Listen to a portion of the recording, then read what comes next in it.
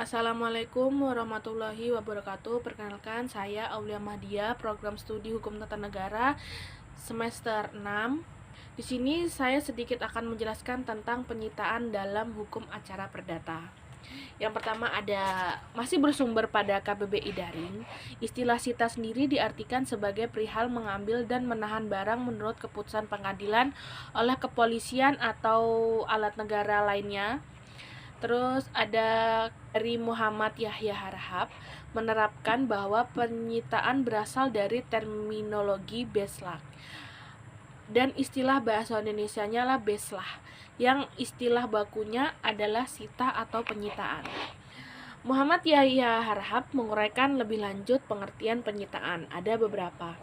Yang pertama, tindakan menempatkan harta kekayaan tergugat secara paksa berada ke dalam keadaan penjagaan. Selanjutnya, tindakan paksa penjagaan yang dilakukan secara resmi berdasarkan perintah pengadilan atau hukum. Dan ada juga tujuan dari penyitaan, ada dua. Yang pertama ada agar gugatan tidak illosoir. Tujuan utama dari penyitaan ini adalah agar barang harta kekayaan tergugat tidak dipindahkan kepada orang lain melalui jual beli, penghibahan, dan sebagainya, maupun tidak dibebani dengan sewa menyewa atau digunakan oleh pihak ketiga. Selanjutnya ada objek eksekusi sudah pasti. Pada saat permohonan sita diajukan, penggugat harus menjelaskan dan menunjukkan identitas barang yang hendak disita, misalnya letak, jenis, ukuran, dan sebagainya.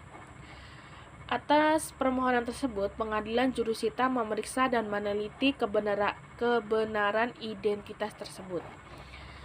Hal ini secara langsung memberi kepastian atas objek eksekusi apabila putusan telah berkekuatan hukum tetap. Selanjutnya ada materi jenis-jenis sita. Jenis-jenis sita di sini ada beberapa. Yang pertama ada jaminan, revindikasi, penyesuaian, marital, dan sita eksekusi. Selanjutnya materi sita revindikasi, termasuk kelompok sita yang mempunyai kekhususan tersendiri terutama terletak pada objek barang sitaan dan kedudukan penggugat atas barang itu. Ada beberapa, termasuk hanya terbatas barang bergerak yang ada di tangan orang lain termasuk tergugat. Terus barang itu berada di tangan orang lain tanpa hak dan permintaan sita diajukan oleh pemilik barang itu sendiri agar dikembalikan kepadanya. Jadi sita revindikasi merupakan upaya pemilik barang yang sah untuk menuntut kembali barang miliknya dari pemegang yang menguasai barang itu tanpa hak. Selanjutnya ada materi sita penyesuaian. Barang yang telah disita tidak boleh disita, tetapi dapat diletakkan sita penyesuaian apabila atas permohonan penggugat atau kreditur telah diletakkan sita jaminan. Ada beberapa, misal seperti pada waktu yang bersamaan tidak dapat dilaksanakan penyitaan terhadap barang itu atas permintaan penggugat, sesuai dengan asas bahwa pada waktu yang bersamaan hanya dapat diletakkan satu kali saja penyitaan terhadap barang yang sama. Ya, selanjutnya yang dapat dikabulkan kepada pemohon yang belakangan hanya berbentuk sita penyesuaian. Barang bangunan atau barang yang dijadikan jaminan utang tidak boleh disita tetapi dapat diterapkan sita penyesuaian, sehingga berlaku tolak ukur seperti berikut. Pertama, pengadilan atau hakim dilarang mengabulkan atau meletakkan sita jaminan terhadap barang yang diagungkan dan dijaminkan pada waktu yang bersamaan. Yang dapat diberikan pengadilan atas permintaan sita tersebut hanya sebatas sita penyesuaian. Selanjutnya ada materi sita marital. Sita marital bahasa lainnya seperti sita harta bersama ya. Sita marital bertujuan utama untuk membekukan harta bersama seperti suami istri melalui penyitaan agar tidak berpindah kepada pihak ketiga selama proses perkara atau pembagian harta bersama berlangsung.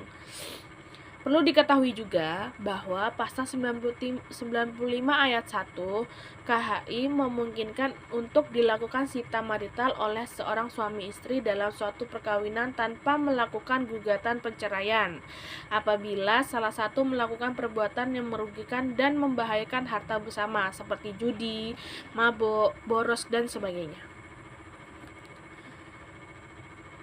Selanjutnya ada sita eksekusi. Sita eksekusi tahap lanjutan dari peringatan dalam proses eksekusi pembayaran sejumlah uang ya.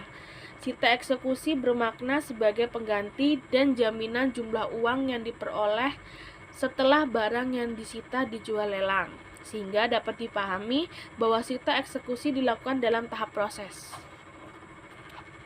Selanjutnya ada beberapa materi dari sita eksekusi. Perkara yang bersangkutan telah mempunyai putusan yang berkekuatan hukum tetap dan penyitaan dilakukan pada tahap proses eksekusi. Dan perlu digarisbawahi juga bahwa dengan adanya sita jaminan yang telah dilaksanakan terlebih dahulu, maka tahap sita eksekusi menurut hukum dengan sendirinya dikecualikan dan dihapuskan.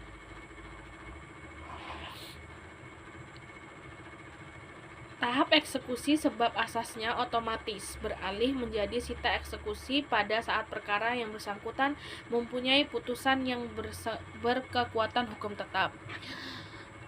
Sekian materi dari saya tutup. Terima kasih. Wassalamualaikum warahmatullahi wabarakatuh.